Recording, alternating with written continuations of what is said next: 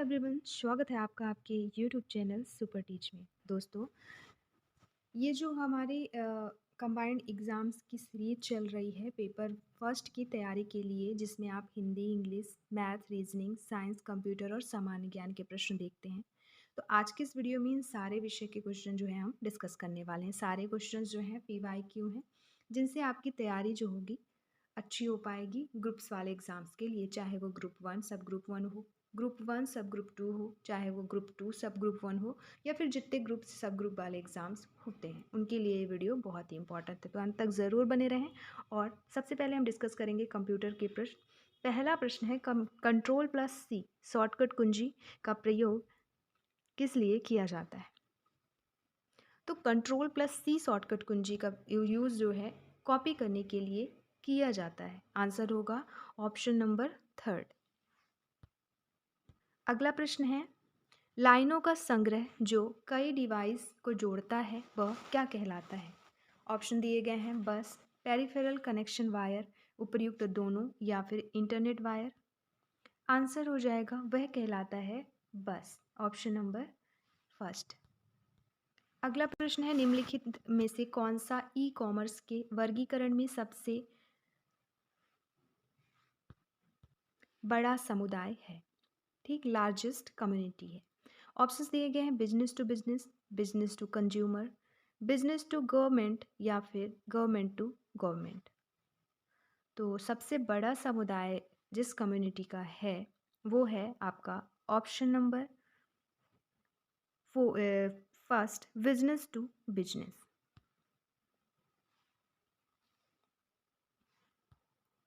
अगला प्रश्न है, निम्न में से कौन सा सिस्टम सॉफ्टवेयर है? ऑप्शन है MS वर्ड, विंडोज 7, एक्सेल, या फिर पावर पॉइंट। पूछा जा रहा है सिस्टम सॉफ्टवेयर की, तो सिस्टम सॉफ्टवेयर है विंडोज 7, ऑप्शन नंबर सेकंड। और यहाँ पे जो बाकी ऑप्शंस दिए गए हैं MS Word, Excel, PowerPoint, तो ये MS वर्ड आपका एप्लीकेशन सॉफ्टवेयर है। अगला प्रश्न देखें, the father of MySQL is, बताना है MySQL के जनक कौन है? ऑप्शंस दिए गए हैं माइकल विदेनिस, स्टेफनी वॉल, सिगमंड बेलिन, या विल जॉय। आंसर है ऑप्शन नंबर फर्स्ट, MySQL के जनक हैं माइकल विदेनिस।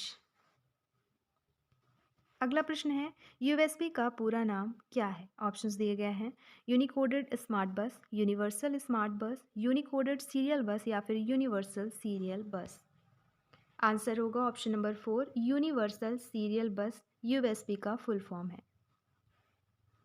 अगला प्रश्न है, फिक्स डिस्क एरर किससे होता है? ऑप्शंस दिए गए हैं CD इंस्टॉल नहीं है, गलत CMOS सेटिंग से, स्लो प्रोसेसर से, या बैड रैम से। तो यहाँ पे जो आंसर होगा, ये फिक्स्ड डिस्क एरर जो है ये होता है गलत CMOS सेटिंग से। अगला प्रश्न है, PGP का उपयोग बताएं। ऑप्शंस दिए गए हैं ब्राउज़र सुरक्षा, ईमेल सुरक्षा, FTP सुरक्षा, या फिर इनमें से कोई नहीं। तो PGP का उपयोग होता है ईमेल सुरक्षा, ऑप्शन नंबर सेकंड। अगला प्रश्न, निम्नलिखित हार्डवेयर घटक के जो डेटाबेस प्रबंधन प्रणाली के संचालन के लिए सबसे महत्वपूर्ण है वह बताएं। ऑप्शन है प्रिंटर, माउस, प्लॉटर, या हार्ड डिस्क। आंसर होगा हार्ड डिस्क। अगला प्रश्न, .gov, .edu, .mil और .net इत्यादि एक्सटेंशंस को क्या कहते हैं? ऑप्शन है DNS, email targets, domain codes, या फिर मेल टू एड्रेस। आंसर हो जाएगा domain codes, option number third. अगला प्रश्न, सेल निश्चित करने के लिए यानी संबंधित सेल के स्वतः रेफरेंस को रोकने के लिए कॉलम और रो की संख्या के पहले क्या टाइप करते हैं? ऑप्शन है हैश, डॉलर, प्रतिशत, या फिर स्टार। तो कॉलम और रो की संख्या के पहले डॉलर टाइप करते हैं। आंसर होगा ऑप्शन नंबर सेकंड। अगला प्रश्न, किसमें मिनिमल सुपर कुंजी है? ऑप्शंस दिए गए हैं प्राइमरी कुंजी, कैंडिडेट कुंजी, यूनिक कुंजी, या फिर इनमें से कोई नहीं। तो आंसर होगा कैंडिडेट कुंजी, कैंडिडेट कुंजी मिनिमल सुपर कुंजी है। अगला प्रश्न है, हार्ड डिस्क के पार्टीशन बनाने के लिए डॉस का कौन सा कमांड प्रयुक्त होता है? ऑप्शंस दिए गए हैं cd, md, फॉर्मेट या फिर f डिस्क। तो आंसर हो जाएगा f डिस्क। डॉस से रिलेटेड आपको पढ़ना है, इंटरनल कमांड कौन से हैं, एक्सटर्नल कमांड कौन से हैं, इनके यूज़ क्या क्या हैं। इससे पहले हमने जो प्रश्न देखा था, ये सुपर कुंजी, प्राइमरी कुंजी, कैंडिडेट कुंजी, यूनिक कुंजी, ये सब क्या है, ये भी आपको इनकी डिटेल्स जो है सर्च करके पढ़नी है। अब हम देखेंगे इंग्लिश के क्वेश्चन। पहला प्रश्न है, fill in the blanks.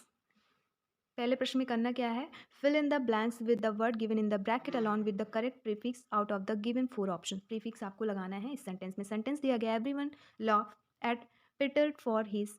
Mature दिया है सेंस ऑफ ह्यूमर। ऑप्शंस दिए गए हैं इम, इर, डिस या इन। तो क्या हो जाएगा यहाँ पे, तो यहाँ पे मैच्योर, प्रीफिक्स लगेगा इम। अगला प्रश्न है, a person who does not believe in God. यहाँ पे बोला गया है रिप्लेस करना है कौन सा इस सेंटेंस में क्या चीज़ रिप्लेस करेंगे, किस ऑप्शन में से किससे। ऑप्शन दिया गया है पहला, दूसरा, तीसरा। आप देख रहे हैं स्पिरिचुअल, एथिक्स और बिलीवर, अल्टरिस्ट। तो इसमें से जो आप का आंसर हो जाएगा एथेइस्ट, ऑप्शन नंबर थर्ड। तो एक शब्द में उत्तर जो हिंदी में आप सुने होंगे कि एक सेंटेंस पूरा दे दिया जाता है, फिर पूछा जाता है कि इसको एक शब्द में क्या कहेंगे, वही चीज़ है इंग्लिश में। A person who does not believe in God, जो भगवान पे भरोसा नहीं करता, उसे क्या कहेंगे, तो ये हो जाएगा ऑप्शन नंबर थर्ड। अगला प्रश्न है, out of the 4 option given below choose the one with the correct meaning of the idioms. Idioms में at the crack of dawn, क्या हो जाएगा इसका। ऑप्शन दिया है at noon, at midnight, very early in the morning या फिर very late at night. At the crack of dawn, इसका हो जाएगा option number third, very early in the morning. अगला प्रश्न है, Y did you write such a letter.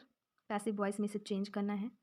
Options दिए गए हैं why was such a letter written by you, why is such a letter written by you, why such a letter has been written by you या फिर why such a letter had been written by you. यहाँ पे आपको सबसे पहले देखना है कि किस टेंस का ये जो सेंटेंस है। डिड लिखा है, जाहिर सी बात है पास्ट का है, तो ये चेंज हो जाएगा पास्ट के ही कंटिन्यूस में। तो डिड की जगह जो है वाज आ जाएगा। तो देखिए आप किस सेंटेंस में ये है वॉज, तो आंसर होगा first, why was such a letter written by you. अगला प्रश्न है, I manage to acquire all the books I needed. Answer है ऑप्शन है लॉस, बाय, ऑब्टेन या ब्रिंग। आंसर हो जाएगा यहाँ पे लॉस, ऑप्शन नंबर फर्स्ट। आपको इन प्रश्नों को बस पढ़ना नहीं है, इनको समझना है कि किन टॉपिक से प्रश्न पूछे जा रहे हैं और वो टॉपिक आपको अच्छे से पूरी पढ़नी है। इससे ये पता चल रहा है पीवाईक्यू करने से कि किस पैटर्न में क्वेश्चन पूछे जा रहे हैं। तो हम यहाँ पे पैटर्न देख रहे हैं, बाकी इनकी डिटेल्स आपको पढ़नी है जिन जिन भी टॉपिक से प्रश्न यहाँ पे बन रहे हैं। बाकी जितने भी एग्ज़ाम हुए हैं तो फिर उन्हीं टॉपिक से जो है हर एक दिन एग्ज़ाम हुए हैं, उनमें चेंजेस नहीं हुए हैं। जैसे आज एग्ज़ाम हुआ जो पैटर्न रहा वो फिर वो कल उसमें भी है, फिर वही चीज़ें जो है फॉलो हो रही हैं अदर ग्रुप्स एग्ज़ाम में। प्रश्न अगला है, ग्रामेटिकली करेक्ट करने के लिए, तो इसमें से कौन सा करेक्ट है वो बताना है। तो यहाँ पे जो ग्रामेटिकली करेक्ट है वो है ऑप्शन नंबर फर्स्ट। अगला प्रश्न है, the council has some spare cash that it propose और स्पेंड पब्लिक एमिनिटीज। तो प्रीपोजिशन दिए गए हैं, कौन कौन से प्रीपोजिशन लगेंगे वो बताना है आपको। तो स्पेंड के पहले लग जाएगा टू स्पेंड और इसके बाद पब्लिक के पहले ऑन। तो to spend on public amenities, answer हो जाएगा ऑप्शन नंबर 4। अगला प्रश्न है डायरेक्ट इनडायरेक्ट स्पीच का। क्वेश्चन दिया है, let us invite some friends to our son's birthday said the father. तो यहाँ पे हो जाएगा the father proposed that they should invite some friends to their son's birthday। Option number first सही answer हो जाएगा।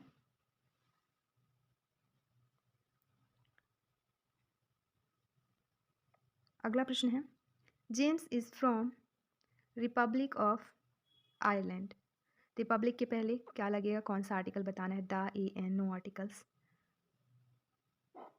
तो आंसर होगा ऑप्शन नंबर पहला। ऑप्शन है, two sentences are given below, choose the correct conjunctions to join these given sentence. Conjunction यहाँ पे लगाना है आपको दो सेंटेंस को जोड़ने के लिए। सेंटेंस है the accident was serious, she was not hurt, कौन सा कंजक्शन यूज होगा, एंड, हेंस, बट या एल्स। तो आंसर होगा option number third, but. The accident was serious but she was not hurt. अगला प्रश्न है, out of the given four word one is spelled incorrectly, find the word that is incorrectly spelled. Option हैं grateful, beginning, immediate या guarantee. Answer हो जाएगा beginning. अगला प्रश्न है, फ्रेजल वर्ब के question, my doctor wants me to cut back on sweets and fatty foods. Options देखें, increase the intake, eat in large amounts, consume less या throw away. Answer हो जाएगा कंज्यूम लेस। अगला प्रश्न है, फिल इन द ब्लैंक से, जिसमें आपको दो सेंटेंस दिए हैं। पहला है ट्रेन, यहाँ पे क्या लगेगा, फिर है increases of 5% are in visited.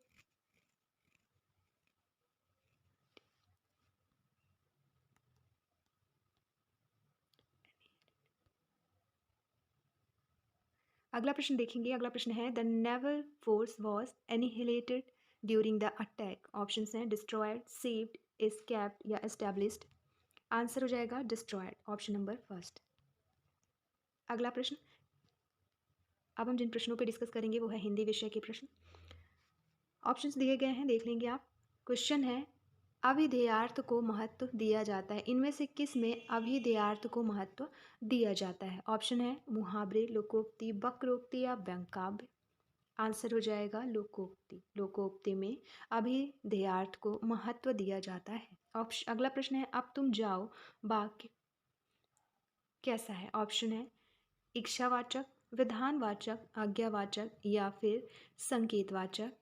तो ये है एक आज्ञावाचक वाक्य, अब तुम जाओ। अगला प्रश्न, जब दो ध्वनियाँ आपस में मिल जाती है तब वहाँ क्या होता है बताना है। संधि होता है, समास होता है, वाक्य होता है या फिर शब्द। तो जब दो ध्वनियाँ आपस में मिलती हैं तो वहाँ पे जो है संधि होता है। दो वर्णों की मेल को संधि कहते हैं, वही चीज़ दो ध्वनियाँ आपस में जब मिलती है उसे कहते हैं संधि। अगला प्रश्न है, निम्न में से सही शब्द बतानी है। सोत्र, श्रोत्र, श्रोत या उपर्युक्त सभी इनमें से सही क्या है। तो आंसर हो जाएगा श्रोत।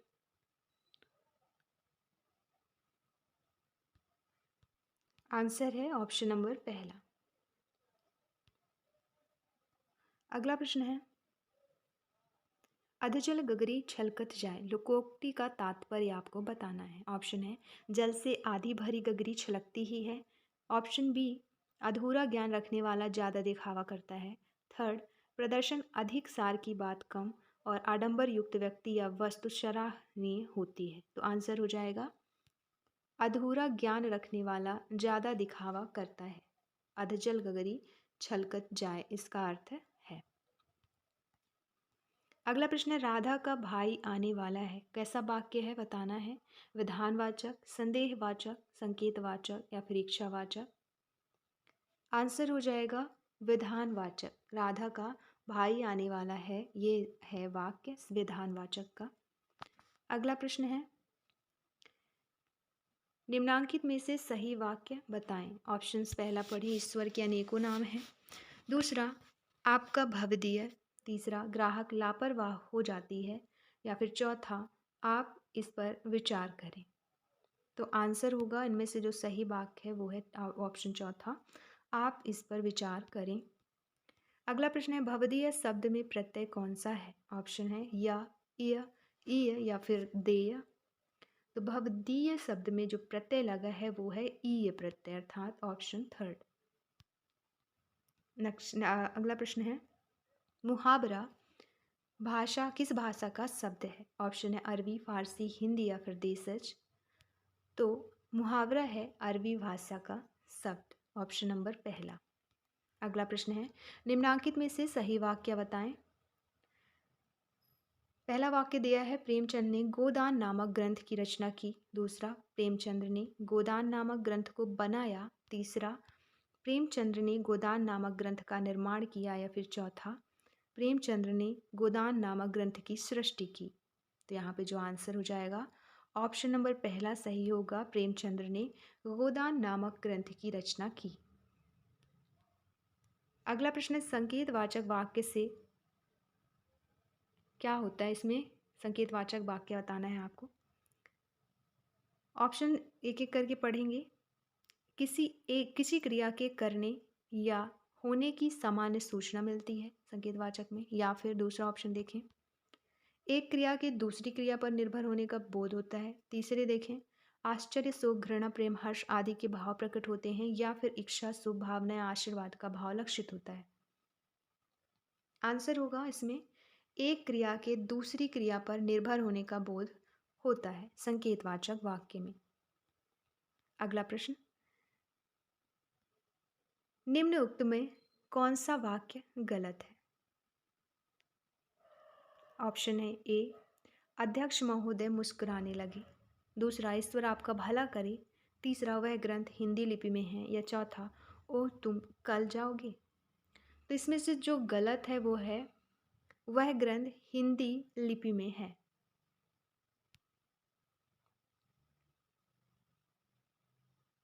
अगला प्रश्न, किसका प्रयोग वाक्य के प्रसंग में होता है अलग नहीं? ऑप्शन है लोकोक्ति, मुहावरा, मुहावरे और लोकोक्ति या फिर उपसर्ग। तो आंसर होगा मुहावरे। मुहावरे का प्रयोग जो है वाक्य के प्रसंग में होता है, अलग नहीं। अगला प्रश्न है, आटे दाल का भाव मालूम होना मुहावरे का आशय क्या है? ऑप्शन है आकस्मिक विपत्तियों का आ जाना। ऑप्शन बी, जोखिम उठाना। ऑप्शन सी, सांसारिक कष्टों का अनुभव होना। या फिर ऑप्शन डी, हिम्मत टूट जाना। बात हो रही है आटे दाल का भाव मालूम होने की, तो आंसर होगा सांसारिक कष्टों का अनुभव होना। अगला प्रश्न जनरल नॉलेज के हैं अब। तो प्रश्न नंबर पहला है, बैगा जनजाति कहाँ पाई जाती है, किन जिलों में मध्य प्रदेश की, ये बतानी है। ऑप्शंस देख लें आप, शिवपुरी, झाबुआ, धार, शहडोल, सीधी धार, मंडला, शहडोल, बालाघाट या फिर सीधी, झाबुआ, बालाघाट। तो ये बैगा जनजाति जो है पाई जाती है मंडला, शहडोल और बालाघाट में। अगला प्रश्न है, मध्य प्रदेश में रेल कोच फैक्ट्री कहाँ है? ऑप्शन है वीना, मुरैना, भोपाल या फिर होशंगाबाद। आंसर है Bhopal. Rail coach factory Bhopal में है। नेक्स्ट क्वेश्चन है, कौन सा धर्म मध्य प्रदेश राज्य का प्रमुख धर्म है? ऑप्शन है मुसलमान, हिंदू, सिख या बौद्ध। तो आंसर है हिंदू धर्म जो है मध्य प्रदेश राज्य का प्रमुख धर्म है। अगला प्रश्न है, मध्य प्रदेश का कौन सा प्रथम जिला है जो बायोमास से ऊर्जा का उत्पादन करता है? ऑप्शन है बैतूल, मुरैना, ग्वालियर या फिर मंदसौर। आंसर होगा बैतूल। बैतूल पहला जिला है जो बायोमास से ऊर्जा का उत्पादन करता है। नेक्स्ट क्वेश्चन है, ठाकुर रनमत सिंह स्टेडियम किस शहर में स्थित है? ऑप्शन दिए गए हैं इटारसी, रीवा, सतना, भोपाल। तो ये भोपाल जिले में स्थित है।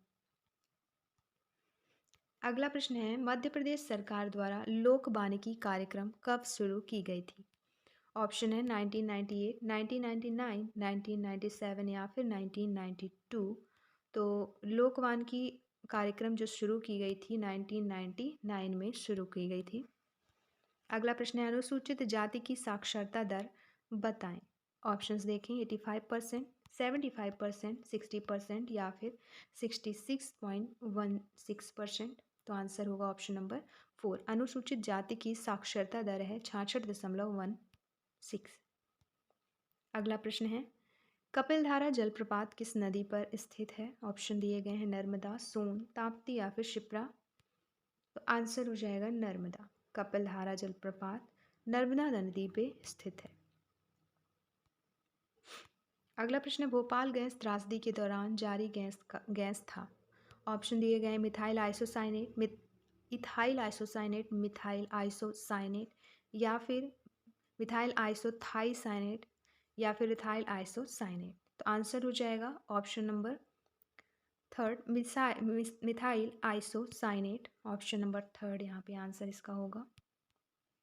अगला प्रश्न है मध्य प्रदेश के किस नेता को नेहरू के मंत्रिमंडल में भारत के तृतीय एवं बाद में रक्षा मंत्री बनाया गया?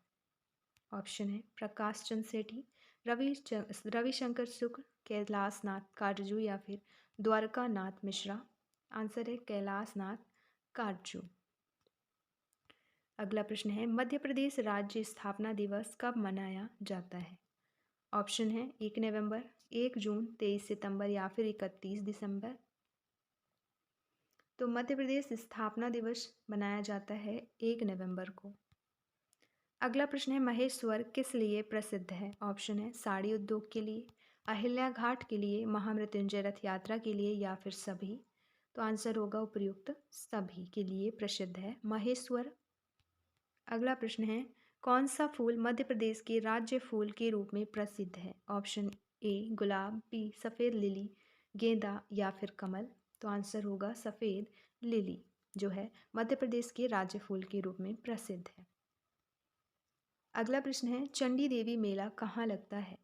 ऑप्शन है सीधी, शहडोल, रीवा या फिर सतना। तो आंसर होगा सीधी। चंडी देवी मेला जो है सीधी जिले में लगता है। अगला प्रश्न है इकबाल पुरस्कार किस क्षेत्र में दिया जाता है? ऑप्शन है शास्त्रीय संगीत, फिल्म निर्देशन, रचनात्मक उर्दू लेखन या फिर हिंदी साहित्य। तो आंसर होगा रचनात्मक उर्दू लेखन। अगला प्रश्न मध्य प्रदेश का प्राचीन शहर दसपुर अब किस प्रदेश क्षेत्र में स्थित है? तो आंसर होगा मंदसौर। अगला प्रश्न मैथ का है, इसके बाद रीजनिंग के प्रश्न आएंगे तो इन्हें हम लास्ट में सॉल्व करेंगे। इससे पहले देख लेते हैं साइंस की क्वेश्चन। क्वेश्चन है पॉलीस्टायरीन एक का एकलक बताएं। ऑप्शन है vinyl benzene, di vinyl benzene, ethyl benzene या फिर ब्यूटिल बेंजीन। आंसर होगा बाइनिल बेंजीन। अगला प्रश्न है सुरंभ किसका अभिलक्षण है? ऑप्शन है एक बीजपत्रीय का, द्विबीजपत्रीय का, टेरिडोफाइटा का या फिर ब्रायोफाइटा का। आंसर हो जाएगा द्विबीजपत्रियों का अभिलक्षण है सुरंभ। अगला प्रश्न है उस ग्रह पर गुरुत्वीय त्वरण जिसका द्रव्यमान व त्रिज्या क्रमशः पृथ्वी के द्रव्यमान व त्रिज्या से आधे हैं, तो पृथ्वी जी गुरुत्वाकर्षण पृथ्वी की सतह पर गुरुत्वीय त्वरण बताएं। आंसर हो जाएगा 2g। अगला प्रश्न है वह ताप ज्ञात कीजिए जहां हाइड्रोजन के अणु का वर्ग माध्य मूल वेग मानक ताप दाब से दुगनी हो जाती है और दाब अपरिवर्तित रहता है। तो आंसर होगा 1092 के।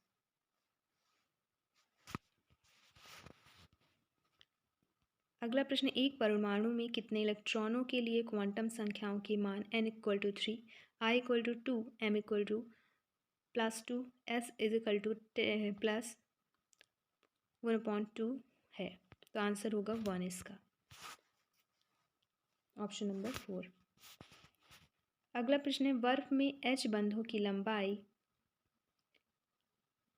बताएं। ऑप्शन है सहसंयोज बंधों से कम होती है, सहसंयोजक बंधों से अधिक होती है, सहसंयोजक बंधों के बराबर होती है या फिर सहसंयोजक बंधों से कम, अधिक या बराबर हो सकती है। तो आंसर होगा सहसंयोजक बंधों से अधिक होती है। अगला प्रश्न है कैक्टस के कांटे वास्तव में विकसित होते हैं।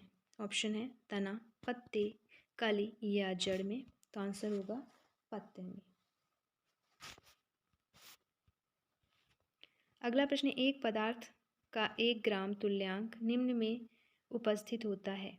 ऑप्शन दिए गए हैं 0.25 मोल O2, 0.5 मोल O2, 1 मोल O2 या फिर 8 मोल O2।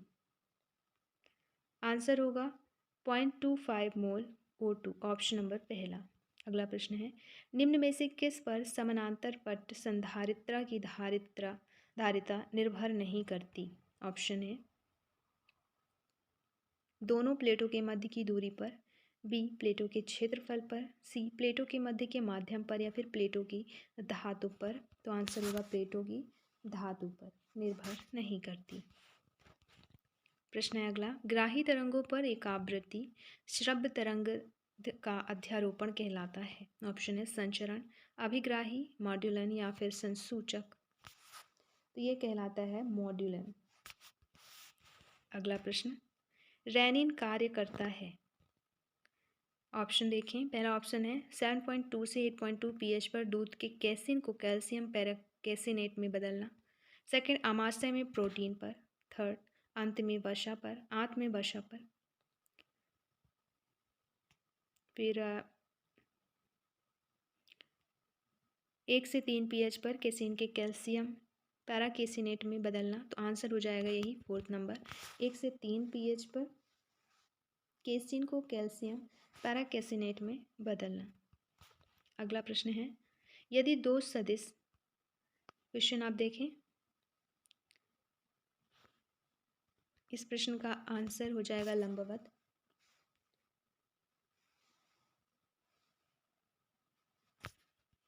ऐसे प्रश्न भी आते हैं, आपको तैयार रहना है। अगला प्रश्न है, मोती बनाने वाली भारतीय जाति बताएं। Option A Pinctada indica, P vulgaris Ostrea indica, या फिर बुल्गारिस। आंसर है ऑप्शन बी पिंक बुल्गारिस। अगला प्रश्न है, जब सल्फाइड अयस्क का भर्जन किया जाता है तो समानता प्राप्त उत्पाद बताएं। ऑप्शन है धातु, सल्फाइड, ऑक्साइड या नाइट्राइड। आंसर हो जाएगा ऑक्साइड। अगला प्रश्न है रीजनिंग और मैथ का, तो पहले रीजनिंग सॉल्व कर लें। पहला प्रश्न है, बाएं छोर से 10वें स्थान पर बैठी, एक मिनट, ये यहाँ से स्टार्ट है क्वेश्चन। लड़कियों की एक पंक्ति है जिसमें पिंकी और रिंकी क्रमशः दाएं छोर से 9वें स्थान पर और बाएं छोर से 10वें स्थान पर बैठी हैं। यदि वह अपने स्थान अदल बदल देते हैं तो पिंकी और रिंकी क्रमशः दाएं से 17वें स्थान और बाएं से 18वें स्थान पर बैठेंगी। पंक्ति में कुल कितनी लड़कियां हैं बताना है। तो ऐसे प्रश्नों को सॉल्व करते हैं। दिया है लड़कियों की एक पंक्ति है, पिंकी और रिंकी क्रमशः दाएं छोर से 9वें स्थान पर और बाएं छोर से 10वें स्थान पर। सबसे पहले तो एक लाइन ड्रॉ करेंगे, ठीक है, एक पंक्ति हो गई। अब दाएं छोर से, अब अगर जब भी हम कभी ऐसे लाइन ड्रॉ करते हैं तो ये होता है इधर लेफ्ट और ये होता है राइट। बोल रहा है दाएं, अर्थात दाएं से 9वें स्थान पर। तो यहाँ इधर 8 लोग होंगे, ठीक, 9वें स्थान यहाँ पे मान लेते हैं, इधर इसके इधर 8 लोग होंगे, ये 9वां लिख देते हैं, ठीक है। कौन है, दाएं छोर से 9वें स्थान पर पिंकी और रिंकी क्रमशः दाएं छोर से 9वें स्थान पर और बाएं छोर से 10, मतलब पिंकी, पहले बोला पिंकी तो पिंकी दाएं से हो जाएगी, पिंकी 9वें स्थान पर, और रिंकी जो है बाएं छोर से 10वें स्थान पर, मतलब इधर 9 लोग होंगे और 10वें में यहाँ पे आप लिख दें 10वां स्थान, ठीक है। कौन, रिंकी, आर लिख देते हैं। यदि वह अपने स्थान अदल बदल लेते हैं, मान लेते हैं कि यहाँ पे पिंकी आ जाती है और रिंकी यहाँ पे, तो आगे बोल रहा है तो पिंकी और रिंकी क्रमशः दाएं से 17वें स्थान और बाएं से 18वें स्थान पर बैठेंगी। अब मान लीजिए हमने बदल दिया, तो पिंकी दाएं से 17वें, तो दाएं से 17वें ये हो गया दायां, यहाँ तक 9 लोग बैठे हुए हैं और इसको बोल रहा है बदलने के बाद कि ये 17वें स्थान पर है। तो 9 के बाद कितना ऐड करेंगे कि 17वां स्थान आएगा, तो आप ऐड करें 10, 11, 12, 13, 14, 15, 16 और 17, मतलब इनके बीच, ये 17वें स्थान पर है तो इनके बीच 7 लोग और हैं, ठीक है। आपको अब समझ आ रहा है, जैसे दाएं से 9वें स्थान पर पहले पिंकी थी, अब 17वें स्थान पर है, तो 9, 7, 16 और 1, 17, तो 17वें स्थान पर अब हो गई। रिंकी के लिए कह रहा है कि बाएं से 18वें स्थान पर बैठेगी। अब रिंकी को हमने स्थान परिवर्तित करके यहाँ पे कर दिया, तो बाएं से बोला जा रहा है कि 18वें स्थान पर, तो बाएं से 10वें तो ऑलरेडी पहले रिंकी थी, अब यहाँ पे आ गई है, तो 10 पे थी, तो यहाँ पे बीच में कितने लोग होंगे जो कि ये 18वें पे आएगी। तो बीच में वही 7 लोग होंगे, 10 7 17 और 1 18, तब जाके रिंकी 18वें नंबर पे कहलाएगी। अब इतना हो गया। पूछा गया है पंक्ति में कुल कितनी लड़कियां हैं। अब आपको ऐड करना है। ऐड कैसे करेंगे? लेफ्ट से टोटल यहाँ तक 10 हो गए तो 10 लिख लें।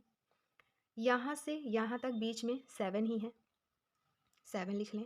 और फिर यहाँ से यहाँ तक 9 है तो 9 लिख लें। अब सबको ऐड कर दें।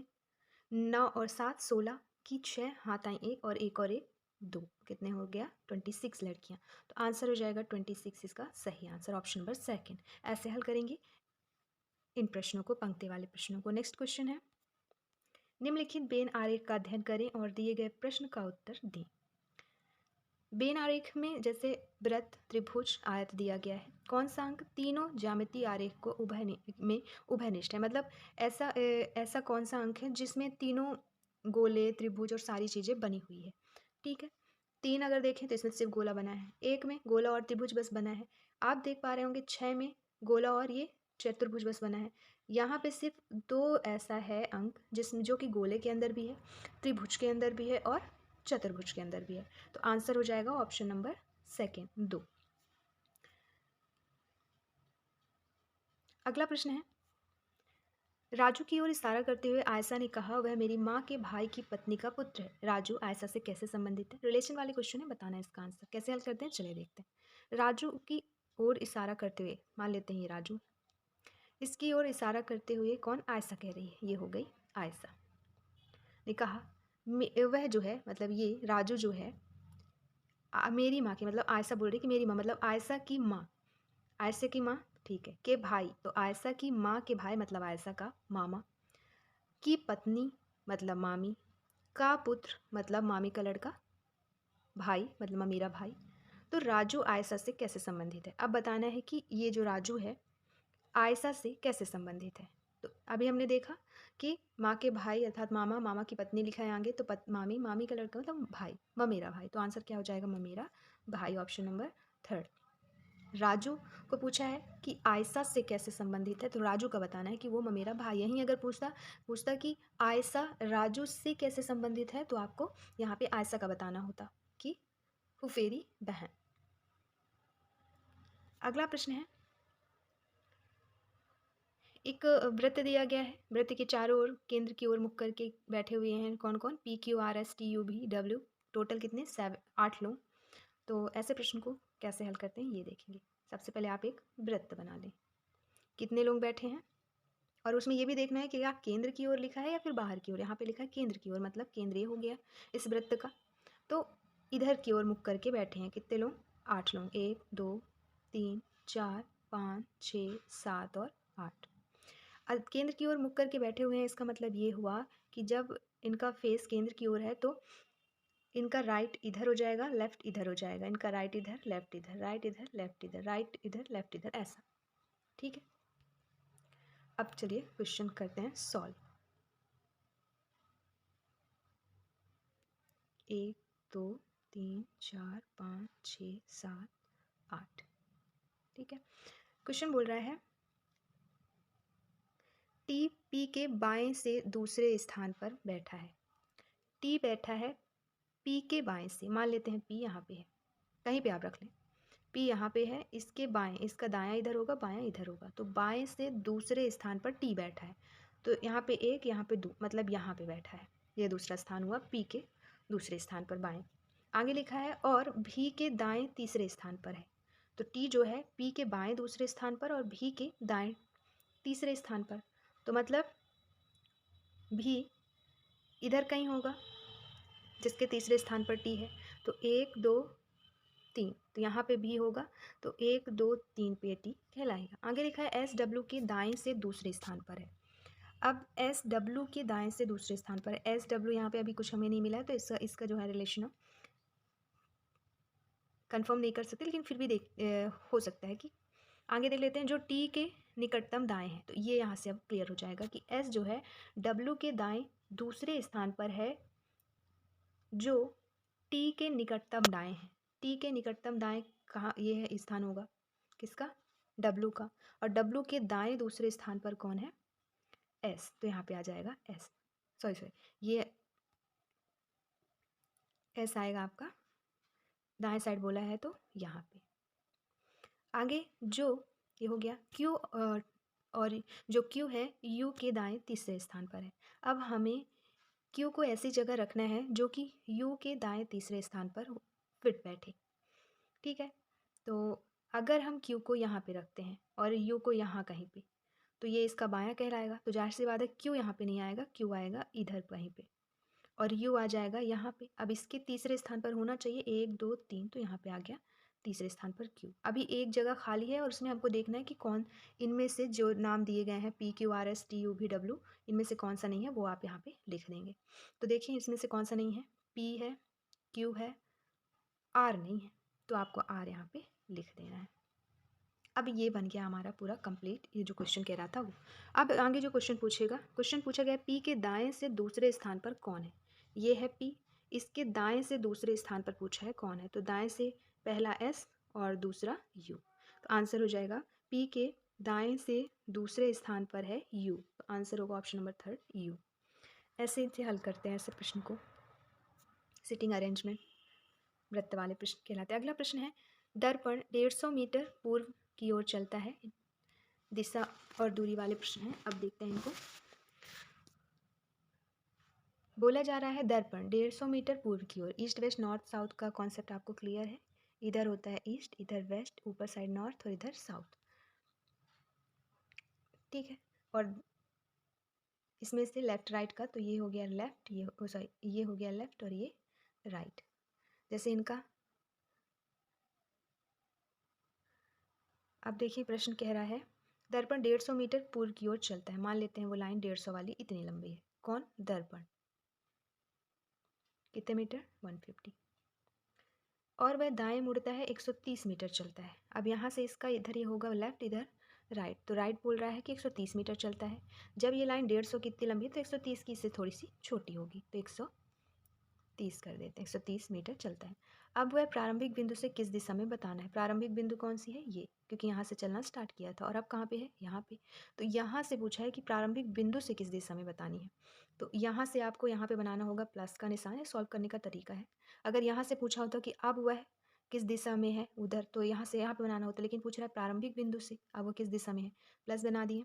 इधर हो गया ईस्ट, इधर वेस्ट, इधर नॉर्थ, इधर साउथ, लेकिन ना तो ये ईस्ट साइड है, ना वेस्ट, ना नॉर्थ, ना साउथ, ये एकदम ईस्ट और साउथ के, सॉरी ईस्ट और साउथ के एकदम से बीच में है, मतलब पूर्व दक्षिण पूर्व, ठीक है। तो ये यहाँ से डायरेक्शन, इसका आंसर आ जाएगा दक्षिण पूर्व। इसमें है ऑप्शन नंबर 4, दक्षिण पूर्व इसका सही आंसर हो जाएगा। ऐसे हल करेंगे इन प्रश्नों को। अगला प्रश्न है यही डायरेक्शन और दूरी का। हरीश साइकिल चलाने के अभ्यास हेतु अपने घर से 7 PM पर निकलता है। वह पूर्व दिशा में 8 किलोमीटर चलता है, पूर्व दिशा में 8 किलोमीटर चलता है, ठीक। बाएं मुड़कर 6 किलोमीटर चलता है, बाएं मुड़कर 6 किलोमीटर चलता है, फिर बाएं मुड़कर 8 किलोमीटर चलता है, फिर बाएं मुड़कर 8 किलोमीटर चलता है। जहाँ से उसने पहला बायां मोड़ लिया था वहाँ से वह दाएं मुड़ता है। अच्छा, आगे लिखा है कि वह 8 किलोमीटर चलता है, फिर वह दक्षिण पूर्व दिशा में जाने का निश्चय करता है। अब यहाँ तक वो पहुँच चुका है, ठीक है। यहाँ से उसका दक्षिण पूर्व किधर होगा? इधर होगा। तो आगे बोल रहा है कि निश्चय करता है और उस जगह पर पहुँच जाता है जहाँ से वह पहला बायां मोड़ लिया था। तो यहीं से वो यहाँ से जो है पहला बायां मोड़ लिया था, ठीक है, यहाँ से पहला बायां मोड़ लिया था, तो वहाँ पे पहुँच जाता है। अब लिखा है वहाँ से वह दाएं मुड़ता है। अब यहाँ से बोल रहा है कि वह दाएं मुड़ता है और 9:30 टाइमिंग दिया है पर अपने घर पहुँच जाता है। तो दक्षिण पूर्व पथ पर हरीश ने कितनी दूरी तय की, ये बताना है। तो यहाँ पे बताना है कि दक्षिण पूर्व पथ पर हरीश ने कितनी दूरी तय की, ठीक है। यहाँ पे एक फॉर्मूला लगता है पाइथागोरस प्रमेय, वो लगाना है। 8 का स्क्वायर करना है, 6 का स्क्वायर करना है और दोनों को ऐड करके रूट निकाल लेना है। ये एक पाइथागोरस का जो फॉर्मूला होता है वो लगता है जब भी कभी कोई ऐसी कंडीशन बनती है तो। हमारे पास 2 जगह का मान पता है, तीसरे का निकालना है, तो उसके लिए वो फॉर्मूला लगता है। जैसे ये हो गया आधार, ये लंब और ये कर्ण, तो कर्ण का स्क्वायर इज इक्वल टू लंब का स्क्वायर प्लस आधार का स्क्वायर, ये होता है उसका फॉर्मूला जो यहाँ पे लगाना पड़ता है। अगला प्रश्न है, एक्स प्लस बाई का अर्थ है एक्स बाई का पिता है, माइनस का अर्थ है एक्स बाई की माँ है, एक्स इंटू बाई का अर्थ है एक्स बाई का भाई है, और एक्स भागे बाई का अर्थ है एक्स बाई की बहन है। कंडीशंस दिया गया है, पी एम की भांजी है। यह कथन सत्य करने के लिए दिए गए पद में प्रश्नवाचक चिन्ह के स्थान पर कौन सा चिन्ह प्रतिस्थापित किया जाना है। ठीक है, जैसे m इंटू एन दिया है तो क्या हो जाएगा, m इंटू एन का मतलब है m, एक्स इंटू बाई का मतलब एक्स बाई का भाई है, तो m इंटू एन का मतलब हो जाएगा m एन की एन का भाई है, m एन का भाई है, m एन का भाई है। यहाँ पे अब n और r का क्या रिलेशन बनाएं कि क्वेश्चन बोला गया है कि वो p m की भांजी हो। आगे सॉल्व कर लेते हैं, r माइनस पी मतलब r p की माँ है, r p की माँ है। यहाँ पे p भागे s का मतलब हो जाएगा p s की बहन है, p s की बहन है। ठीक है, अब p m की भांजी, m है यहाँ और ये यहाँ, यहाँ पे कैसा रिलेशन, मतलब ये मामा, ये बहन, भांजी। यहाँ पे 2 चीज़ें होगी, या तो आप डिवाइड करते हो तो भांजी आएगा आंसर, भांजी कहलाएगी पीएम की, और या फिर मल्टीप्लाई करते हो तो आंसर हो जाएगा आइदर एक्स मल्टीप्लाई या डिवाइड। ठीक, अगला प्रश्न है, कैंची का संबंध कपड़े से जिस तरह है वैसे ही संबंध बताना है कि इन ऑप्शन में से कौन सा किसका है। तो कैंची कपड़ा काटने के काम आता है, ऑप्शन देखिए, पत्थर, चक्की नहीं, कुल्हाड़ी, लकड़ी, यही हो जाएगा, कुल्हाड़ी काम आता है लकड़ी काटने के, तो सेम रिलेशन शो हो रहा है, कैंची कपड़ा, कुल्हाड़ी लकड़ी का। अगला प्रश्न है, कथन और निष्कर्ष से। कथन दिया गया है, कुछ गाय हिरण है और कुछ हिरण मछली है। कुछ गाय, ये हो गए गाय का बना देते हैं, कुछ गाय हिरण है और कुछ हिरण मछली है, तो यहाँ पे मछली है। अब निष्कर्ष दिया है, कुछ गाय मछली हैं, तो आप क्या देख पा रहे हैं, इनका कोई आपस में संबंध है, नहीं है, तो पहला तो हो गया गलत। दूसरा बोला है कुछ मछली गाय हैं, जाहिर सी बात है फिर से वही चीज़ बोला जा रहा है, अब इधर से बोला जा रहा है, अब इधर से बोला जा रहा था, तो नहीं है, तो क्या हो जाएगा, ना तो निष्कर्ष 1 और ना ही 2 सकते हैं ना, मतलब दोनों ही नहीं है, सॉरी, आंसर हो जाएगा ऑप्शन नंबर डी। अगला प्रश्न है, एक निश्चित कोड को SHORE को QFMP कहा जाता है, तो बताना है कि WNKGL से किसे कोटित करेंगे। रिलेशन देखना है SHRO का, इसे लिख लें SHORE। ठीक, रिलेशन ढूंढना है QFMPC का, तो ये कैसे संबंधित है देख पा रहे होंगे आप। इसके लिए तो आपको इनका नंबरिंग याद होना चाहिए कि एस अल्फ़ाबेट में किस नंबर पे आता है, जैसे 19 नंबर पे, क्यू कितने पे आता है, एच जैसे 8 में आता है, तो ऐसे ये सारी चीज़ याद हो तो और जल्दी सॉल्व हो पाता है। नहीं है तो आप अल्फ़ाबेट में ABCD पढ़ के भी कर सकते हैं, जैसे एस के बाद क्यू कितने नंबर पे आता है, तो या फिर क्यू के बाद एस कितने नंबर पे आता है, QRS, मतलब इसमें अगर -2 करें या मतलब एस में -2 करें तो क्यू आ जाएगा, या फिर क्यू में +2 करें तो एस आ जाएगा, QRS। ठीक है, ऐसे ही एफ और एच का देखें तो GH +2, इधर से कर लेते हैं तो ज़्यादा इजी होगा क्योंकि हमको ऊपर वाला संख्या ये नेक्स्ट वाले में ढूंढना है, तो इसमें भी +2 हो रहा है। फिर यहाँ पे M के बाद O +2 करते हैं तो आ रहा है, फिर P के बाद R +2 करने में आ रहा है, ऐसे ही इसको भी +2 करने में आ रहा है। तो यहाँ पे W N K G L इनमें सम में +2 2 कर देंगे तो आपका आंसर आ जाएगा। जैसे W में +2 करेंगे तो X Y, +2 में Y, पहला अक्षर आंसर आ गया Y। एक तो इसका इतना ईजी ऑप्शन दिया गया, सिर्फ एक ऑप्शन में Y है, तो ये आपका आंसर हो जाएगा, आगे सॉल्व करने की ज़रूरत ही नहीं है, टाइम आपका बच जाएगा। ऑप्शन नंबर 2 यहाँ पे सही आंसर। अगला प्रश्न है, इस प्रश्न को हम एक वीडियो में छोड़ दिए थे, नहीं सॉल्व कर रहे थे क्योंकि टाइम ज़्यादा लगता पर इसमें सॉल्व करेंगे ताकि आपको पता हो जाए कि आखिर इसको हल कैसे करते हैं। बहुत इजी क्वेश्चन रहता है ये, बस थोड़ा सा टाइम लगता है, पर बनने लगे तो उसमें भी टाइम नहीं लगता। इसे थोड़ा लिखने में ईजी नहीं हो पाएगा मेरे लिए क्योंकि यहाँ पर आपको फोकस करना है आइडिया पर। कहाँ पर है आइडिया? फर्स्ट वाले में ही, या हिंदी में ये हो गया आइडिया। ठीक है, अब हमें हर हैज़ मैरिड को यहाँ से हटाने की कोशिश करनी है। हर इस लाइन में हर यहाँ पे है, देखना है।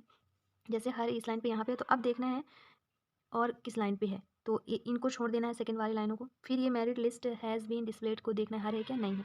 और कहीं पे ये दिख रही है आपको हर, ये है यहाँ पे। अब यहाँ पे जाहिर सी बात है, मतलब इनका क्या रहता है कि इस पूरी लाइन का मतलब ये रहता है इतना। जैसे बोला है ना कि इनको ये लिखते हैं, तो इनका पूरा लाइन ये कहलाएगा। फिर ये मैरिड लिस्ट वाले का पूरी लाइन ये कहलाएगा। ऐसे ही इसकी पूरी लाइन ये कहलाएगी यहाँ तक। फिर इसकी पूरी लाइन यहाँ तक। भी सब ये वो हो जो रहा है ना। तो उनको बोला गया है कि इसको हम ये लिखते हैं। तो जैसे हर हमें यहाँ पे मिला और यहाँ पे मिला, तो इसी लाइन में जिसको ये लिख रहे हैं, तो इसी लाइन में ऐसा ढूंढना है जो सेम हो। तो इसमें फो ला वो ना, तो इसमें देखना है क्या सेम है इसमें। तो या सी वो जो क्या सेम है, ब बी यू और बी यू सेम है, एक ही चीज़ मिलेगा। जैसे वहाँ पे हर सेम मिला, यहाँ पे बू बी यू सेम मिला, तो हर का अगर पूछता तो वी यू आंसर हो जाता। ऐसे ही आपको नेक्स्ट हैज़ का ढूंढना है। हैज़ इसमें है और अगला हैज़ इसमें है। अब आपको देखना है इस लाइन पे क्या सेम है और ये हैज़ इस वाले इस लाइन पे क्या सेम है।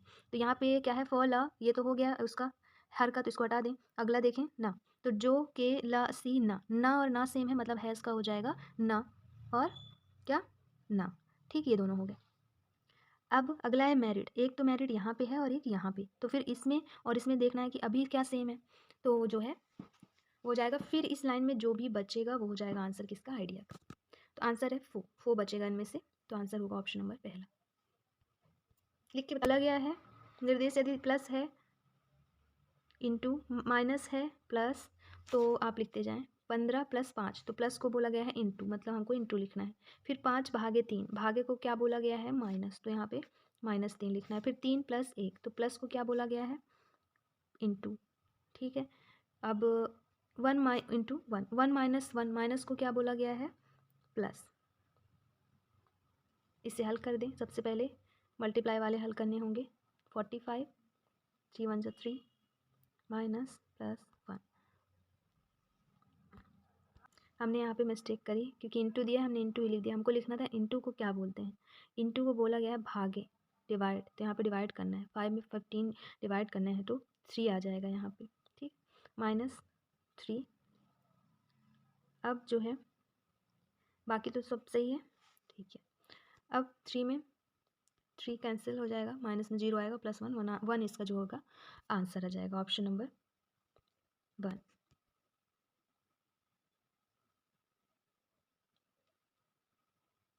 अगला प्रश्न है, दिए गए विकल्पों में से विषम पद का चयन करें। गाजर, आलू, अदरक, पत्ता गोभी में से कौन सा अलग है, बताना है। तो गाजर, आलू और अदरक ये सारे ही ज़मीन के अंदर फलते हैं और पत्ता गोभी जो है ज़मीन के ऊपर। तो आंसर हो जाएगा अलग क्या है, पत्ता गोभी। नेक्स्ट क्वेश्चन है मैथ का। अब मैथ के प्रश्न यहाँ पे देखेंगे। एक व्यक्ति अपनी यात्रा को 10 घंटे में समाप्त करता है। आधी दूरी वह 21 किलोमीटर प्रति घंटा तथा शेष दूरी 24 किलोमीटर प्रति घंटे की दर से की गति से तय करता है, तो कुल दूरी ज्ञात करनी है।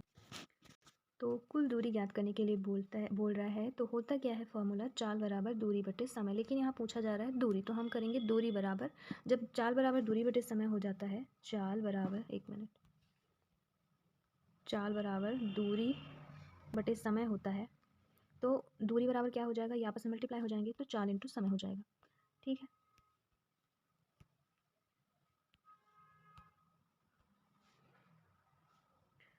दूरी बराबर 4 × समय। अब हमारे पास दूरी जो है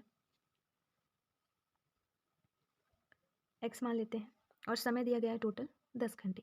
तो एक में तो समय था t मान लेते हैं, टोटल हमारे पास समय था t, और दूसरा 10 घंटे मतलब t - 10 या फिर 10 - t। ठीक है, आधी दूरी 21 किलोमीटर प्रति घंटे से, तो आधी दूरी ये हो गई 21 × t और आधी हो गई 24 × 10 - t। 21t मतलब 21 इंटू टी 21t, 24 10 इन माइनस टी में, तो 24 240 हो जाएगा और 24t। इसे सॉल्व करेंगे तो 21t, ये यहाँ इक्वल टू किस साइड आएगा तो प्लस में हो जाएगा, 21t plus 24t is equal to 240, plus करेंगे t इक्वल टू आ जाएगा आपका 16/3, ठीक, इतना आ जाएगा। इसके बाद 16/3 को आपको फर्स्ट में पुट कर देना है, फर्स्ट किस में, आधी दूरी में 21t में, 21t में जैसे ही आप पुट करेंगे 16/3 तो आपके पास आ जाएगा 112। ये कितना है, आधी दूरी, और इसमें जब आप इंटू 2 कर देंगे या फिर इसी को एक बार और जोड़ देंगे तो इसका दोनों का आ जाएगा कुल दूरी, इंटू करेंगे 2 तो कुल दूरी आ जाएगा कितनी, 224, आंसर। अगला प्रश्न है, 2 वर्षों का साधारण ब्याज और चक्रवृद्धि ब्याज का अंतर 4% वार्षिक ब्याज की दर से 20 है, तो मूलधन आपको बताना है। तो इसका भी एक फॉर्मूला होता है, अंतर जब भी पूछा गया हो या दिया गया हो, मूलधन पूछा गया हो तो क्या होता है इसका फॉर्मूला, अंतर इज इक्वल टू मूलधन गुणे ब्याज अर्थात रेट अपॉन 100, पोस्टर क्लोज यहाँ पे टाइम अर्थात वर्ष, ये फॉर्मूला होता है। इसमें पुट करके आप जैसे इसे सॉल्व करेंगे आंसर आ जाएगा। अंतर दिया है 20, मूलधन पूछा गया तो मूलधन की जगह मूलधन ही लिख दें, आर दिया है 4/100 और टी दिया है 2 वर्ष। इसे हल करेंगे आंसर आ जाएगा 12500, ऑप्शन नंबर सेकेंड। अगला प्रश्न है, ए बी और सी की वर्तमान आयु का कुल योग 90 वर्ष है। 10 वर्ष पहले उनकी आयु का अनुपात क्रमशः 1:3, 2:3 था, तो बी की वर्तमान आयु बताएं। अब यहाँ पे ए बी सी की कुल, ये वर्तमान आयु का कुल योग दिया गया है, ठीक है, और 10 वर्ष पहले का अनुपात है 1, 2, 3। इसे आप हल करें तो यहाँ पे सबसे पहले हमारे पास 10 वर्ष पहले का अनुपात दिया गया है, तो हम इसे मान लेते हैं 1:2 अनुपात को 1x 2x और 3x। 10 वर्ष पहले है और हमारे पास अभी वर्तमान का है, तो इनको वर्तमान में आने के लिए सम में 10 ऐड करना होगा, कर देते हैं, ये 10 है, क्या आ जाएगा 30 प्लस 3x 2x 1x कितना हुआ 6x। ये अब ये वर्तमान आयु का सब कहलाएगा और योग दिया है 90, तो इक्वल टू 90 कर दें। इसे हल करेंगे, 30 उधर जाएगा, 90 में 30 जाएगा तो 60 हो जाएगा, तो बचा क्या 6 equal to 60, x equal to यहाँ पे आ जाएगा क्या 10। अब पूछा क्या है बी की वर्तमान आयु, बी की वर्तमान आयु ये है पूरा यहाँ पे स्ट्रक्चर 2x प्लस 10, एक्स का मान यहाँ पे पुट करेंगे तो बी की वर्तमान आयु आ जाएगी। बी की वर्तमान आयु 2 × 10 + 10 अर्थात 20 + 10 30 जो है बी की वर्तमान आयु है, ये हो जाएगा इसका आंसर। अब है अगला प्रश्न सारणी से, क्वेश्चन है, कंपनी एम द्वारा मई के महीने में उत्पादित टाइप 2 वस्तुओं की संख्या और कंपनी एल द्वारा मार्च के महीने में उत्पादित टाइप 1 की वस्तुओं की संख्या के बीच क्रमशः अनुपात बताना है। इजी है, बस इसमें देखते जाना है क्या पूछा है वो। यहाँ पे सारणी में आप देखेंगे वस्तुओं का उत्पादन दिया गया है एल और एम, फिर इधर ये मंथ और ये टाइप। पहला है कंपनी एम द्वारा मई के महीने में, ठीक है, तो एम कहाँ पे है, ये मई का महीना, ये मई के महीने में उत्पादित टाइप 2, ये इसका टाइप 1 है, ये 2 है, तो टाइप 2 में है 666। और कंपनी एल ये हो गया मार्च के महीने में, मार्च कहाँ पे है, ये है टाइप 1, अब इसमें टाइप 1 ये है, सब इनके बीच अनुपात बताना है। अनुपात चाहे तो आप ऐसे लिखें, क्या है 8, 6, 4 और इन्हें डिवाइड करते जाएं, सबसे छोटे जो बचेगा वही हो जाएगा इसका आंसर, या फिर आप ऐसे लिख लें 8, 6, 4। अब इन्हें डिवाइड करें, 2 से काटे सबसे पहले तो क्या हो जाएगा 333, फिर 4, 3, 2, फिर अभी क्या 2 से कट जाएगा क्या, तो इसे देखेंगे आप किससे कट रहा है, लास्ट में जो बचेगा वो इसका आंसर हो जाएगा। आंसर होगा 37/48 मतलब 37:48। अगला प्रश्न है, एक नियमित षटभुज की भुजा 4 सेंटीमीटर है, इसका क्षेत्रफल ज्ञात कीजिए वर्ग सेंटीमीटर में, ठीक है। षटभुज की भुजा दिया गया है 4 सेंटीमीटर, क्षेत्रफल आपको ज्ञात करना है। तो इसे सॉल्व करने के लिए एक डायरेक्ट मेथड भी होता है, एक समबाहु त्रिभुज के थ्रू इसे निकाला जा सकता है। हम देखेंगे समबाहु त्रिभुज के थ्रू, जो बेसिक फॉर्मूला होता है, फॉर्मूला है √3/4 भुजा का स्क्वायर। समबाहु त्रिभुज का फॉर्मूला है √3/4, यहाँ पे भुजा को मान लेते हैं ए, या भुजा लिख दें आप, भुजा का स्क्वायर √3/4 और भुजा कितना दिया गया है 4, तो 4 का स्क्वायर मतलब 4 × 4, एक 4 से एक 4 कैंसिल, बचा क्या √3 और ये 4 यहाँ आ जाएगा तो 4√3 इतना आ गया। इसके बाद जब यहाँ पे षटभुज पूछा है तो आपको × 6 कर देना है, पंचभुज पूछता तो × 5 कर देना था, तो ऐसे ही ये इसके बाद इसे सॉल्व करेंगे तो 6 इंटू करेंगे क्योंकि षटभुज पूछा है, तो 6 इंटू 4√3 जो था उसमें 6 इंटू करेंगे तो 6 4 जा 24√3 इसका आंसर आ जाएगा। एक डायरेक्ट मेथड भी होता है जिसे आप सॉल्व कर सकते हैं। अगला प्रश्न है 20 प्रेक्षणों का माध्य 15 है। यदि दो प्रेक्षण 3 और 14 को क्रमशः 8 और 9 से स्थानांतरित किया जाए तो नया माध्य क्या होगा? तो इसमें हुआ क्या है, 20 प्रेक्षणों का माध्य 15 है, तो 20 इंटू 15 करें 300 आएगा, मतलब इनका टोटल हो गया 300। अब 3 और 14 को इसमें स्थानांतरित करना है तो 3 और 14 ऐड करेंगे तो कितना आएगा 17। नए वाले को भी ऐड करने में 17 आ रहा है, मतलब इनको चेंज करने में कोई चेंजेस नहीं हो रहा है, तो यहाँ पे भी कोई चेंजेस नहीं होगा। जो पुराना माध्य था वही नया माध्य हो जाएगा। जब यहाँ पे चेंजेस होते तो नया माध्य परिवर्तित जरूर होता। तो आंसर होगा ऑप्शन सेकंड 15। क्वेश्चन ये है ए बी से 30% अधिक है और बी सी से 60% कम। मान लेते हैं बी 100 है तो ए हो जाएगा 130 और इधर सी का फिर ठीक नहीं हो पाएगा, मतलब तो यहाँ पे सी हम करेंगे, सी को 100 मान लेंगे, ठीक है। सी को 100 मान लेंगे तो बी सी से 60% कम है, तो हो जाएगा, पहले लिखें ए बी सी, सी मान लेते हैं 100, तो बी जो है सी से 60% कम है, 100 में 60% कम करेंगे आ जाएगा बी का 40। अब बोल रहा है यहाँ पे ए बी से 30% अधिक है, 40 में 30% अधिक करेंगे तो 40 इंटू 130 अपॉन 100, इसे सॉल्व करेंगे आ जाएगा 52। अब ये आप देखेंगे रेशियो सही हो रहा है, बी से 30% अधिक है ये और सी से 60% कम है ये। अब पूछा है ए और सी का, ए सी से कितने प्रतिशत कम है, तो सी है 100, ए है 52, आंसर हो जाएगा, इसे माइनस करेंगे आएगा 48 इसका आंसर। इसमें कहा गया है कि एक आदमी 2 महिलाएं 3 लड़के 88 दिन में कर सकते हैं, तो यहाँ पे माना कहा जाएगा कि इसका मतलब ये है कि एक आदमी के एक दिन का काम हो गया 1/88 और 2 महिलाओं के एक दिन का काम हो जाएगा 1/2 इंटू 88, वहीं 3 लड़कों का एक दिन का काम हो जाएगा 1/3 इंटू 88। इन सबको मल्टीप्लाई करेंगे, फिर एलसीएम निकालेंगे, जो एलसीएम आएगा और जो संख्या आएंगी उनको आपस में डिवाइड करेंगे, आपका आंसर आ जाएगा एक महिला एक आदमी एक लड़के का एक दिन, इतने दिन में वो काम करेंगे, तो आंसर होगा 48 डेज इसका सही आंसर। अगला प्रश्न है एक जार में 6 लाल 4 नीली 2 सफ़ेद 3 हरी गेंद है। यदि 4 गेंद यादृच्छिक निकाली जाए तो क्या प्रायिकता है कि सभी गेंदें लाल प्राप्त होंगी? इसका जो आंसर हो जाएगा ऑप्शन नंबर 4 होगा। इसका आंसर हो जाएगा 12.5 ऑप्शन सेकेंड। फिर अगला प्रश्न आपका ये, यदि एक भिन्न का अंश 200% बढ़ाया जाए और 400% हर को बढ़ाया जाए तो परिणामी भिन्न 1 सही 20 होगा, तो मूल भिन्न क्या होता है? सीरीज में इन्हें जो हल करने का तरीका है, मान लेते हैं x और y, ये हो गया हर अंश और ये हर, ठीक है। इसमें 200% बढ़ाया जाए, मान लेते हैं हमारे पास 100 है, 200 बढ़ाएंगे तो हो जाएगा 300। यहाँ बोला 400 बढ़ाया जाए तो मान लेते हैं 100 है और 400 बढ़ाने को बोला तो हो जाएगा 500।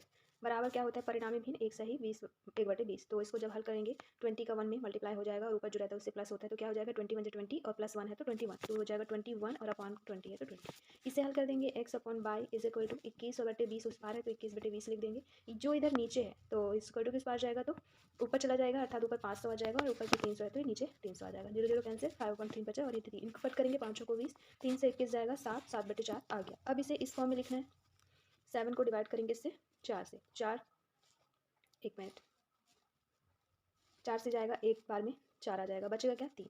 अब जो ये एक रहता है इसे लिखते हैं ऐसा, जो जिसे भाग दे रहे हैं वो नीचे और जो बचा है शेष पर यहाँ पे, तो 1 सही 3/4 इसका आंसर होगा। कौन सा नंबर है ये? ऑप्शन नंबर फर्स्ट, ठीक है। इसे ऐसे हल करेंगे। अगला प्रश्न भी ऐसे ही दिया है, एक संख्या का 40% दूसरी संख्या के 3/5 के बराबर है, मतलब इसी वाले प्रश्न की जैसा नहीं, लेकिन कुछ ऐसा ही। तो उसके बराबर है, पहली संख्या दूसरी संख्या के बीच का अनुपात बताना, अनुपात का मान लेते हैं वो संख्या क्या है x, ठीक है। तो एक संख्या का मतलब x का 40%, 40 प्रति मतलब बटेसत मतलब 100 दूसरी संख्या के 3/5 के बराबर है। किसके बराबर है? दूसरी संख्या की। दूसरी संख्या मान लेते हैं बाई के मतलब गुणा 3/5 के बराबर है। इन्हें हल कर देंगे। अब इधर x से y को भी इधर लाएंगे तो बटे में आ जाएगा। बराबर के उस पार क्या है 3/5, तो 3/5 लिख देंगे। अब बराबर के इस पार है 40/10, 40/100 सॉरी, तो उस पार जाएंगे तो 100 ऊपर चला जाएगा, 40 नीचे आ जाएगा। हल कर देंगे, 0 से 0 कैंसिल। अब जो कटे हुए से काटते हैं 2 से चला जाएगा 5 और 2 दूनी 4, 5 से 5 कैंसिल, बचा क्या 3/2। 3/2 का मतलब ही होता है 3:2। आंसर हो जाएगा ऑप्शन नंबर पहला, ठीक है। ऐसे हल करेंगे। अगला प्रश्न है,